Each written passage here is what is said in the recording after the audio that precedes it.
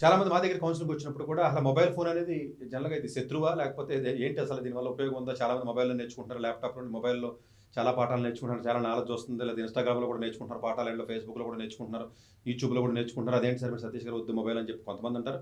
కొంతమంది మొబైల్ వల్ల అడిక్ట్ అయిపోయి మా పిల్లలు పాడైపోయారని చెప్తున్నారు. సో మొబైల్ అనేది ప్లస్సా? మైనసా? అన్న పర్స్పెక్టివ్ ఎలా ఆలోచించుంటే అది వాడి వ్యక్తి బట్టి ఆధారపడి ఉంటది. వాడికి మెచ్యూరిటీ ఏ విధంగా ఉంది? వాడి ఏజ్ గ్రూప్ ఎంత? వాడి అడిక్షన్స్‌కి అలవాటు పడి విధానమా? డైవర్షన్ అయిపోతున్నాడా? లేదా?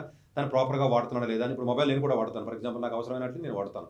సో అందువల్ల ఏంటంటే మొబైల్ శత్రువా? లేకపోతే మిత్రువా? లేకపోతే దానివల్ల ఉపయోగం ఉందా? టెక్నాలజీ ముందుకెళ్తున్న ఉపయోగం ఉందా? అని అడిగితే ఇదంతా కూడా ఎవడి చేతిలో ఉందో ఆ చేతి బట్టి వాడి మనిషిని బట్టి దాన్ని డిసైడ్ చేయాలి తప్ప మొబైల్ మంచిదని చెప్పి చాలామంది దాన్ని జస్టిఫై చేసేంత మాత్రాన మీరు మీ పిల్లడికి మొబైల్ ఇవ్వకూడదు అలా అని చెప్పేసి మొబైల్ని ప్రాపర్‌గా వాడి విద్యార్థులు ఎవరైనా ఉన్నట్లయితే నేర్చుకునే విద్యార్థులు ఎవరైతే ఉంటారో బట్ ఓవరాల్‌గా మొబైల్ అనేది తప్పు. వీరు ఇంట్లో టీవీ ఉంటే టీవీ ఏదైనా పెట్టుకుని ఆ టీవీ స్క్రీన్ కనెక్ట్ చేసుకుని దాంట్లో చదువు అనేది నేర్చుకుంటే బెటర్ తప్ప చిన్న పిల్లలు దయచేసి ఇవ్వకండి. ఇప్పుడు అండర్ గ్రాడ్యుయేషన్‌కి వచ్చిన తర్వాత మొబైల్ ఉంటుంది కాబట్టి అది వేరే రకంగా వాళ్ళు వద్దన్నా కూడా మొబైల్ ఉంటుంది. మొబైల్‌లో కొంత నేర్చుకుంటారు, కొంత పాడైపోతుంటారు, కొంత అడిక్ట్ అయిపోతుంటారు. వీలున్నంత వరకు కూడా స్కూల్ పిల్లలకి మొబైల్ అనేది శత్రువు కింద నేను చూస్తాను.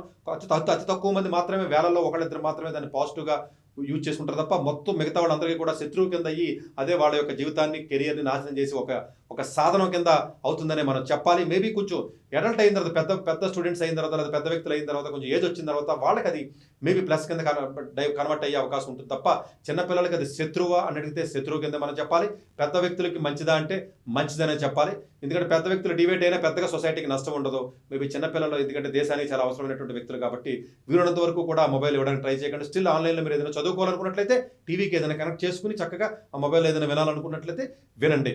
సో ల్యాప్‌టాప్ కూడా జనరల్‌గా వద్దు పిల్లలకి. ఎందుకంటే అది బ్రెయిన్‌కి మొబైల్ ఎందుకు వద్దు అని చెప్తున్నానంటే it's not about only that addiction పర్స్పెక్టివే కాదు. సో కాగ్నిటివ్ స్కిల్స్ అంటారండి బ్రెయిన్‌కి. ఆ కాగ్నిటివ్ స్కిల్స్ బ్రెయిన్‌కి చాలా చాలా సంబంధం. ఎన్నో హార్వర్డ్, ఆక్స్‌ఫర్డ్ యూనివర్సిటీస్‌లో సర్వేస్ చెప్తున్నాయి. ఈ పిల్లలు ఎవరైతే మొబైల్స్ వాడారో షార్ట్ స్క్రీన్స్ అంటే చిన్న స్క్రీన్స్ ఎవరైతే వాడుతున్నారో మొబైల్ బ్రెయిన్‌లో ఉన్నటువంటి కొన్ని సెల్స్, కొన్ని డైరెక్షన్స్ మొత్తం అంతా కూడా కిల్ అయిపోతున్నాయి. వాళ్ళకి ఆ కాగ్నిటివ్ స్కిల్స్ అన్ని పోయి మైండ్ క్రియేటివ్‌గా థింక్ చేయలేకపోతుంది. డిఫరెంట్ డైమెన్షన్స్‌లో థింక్ చేయలేకపోతుంది.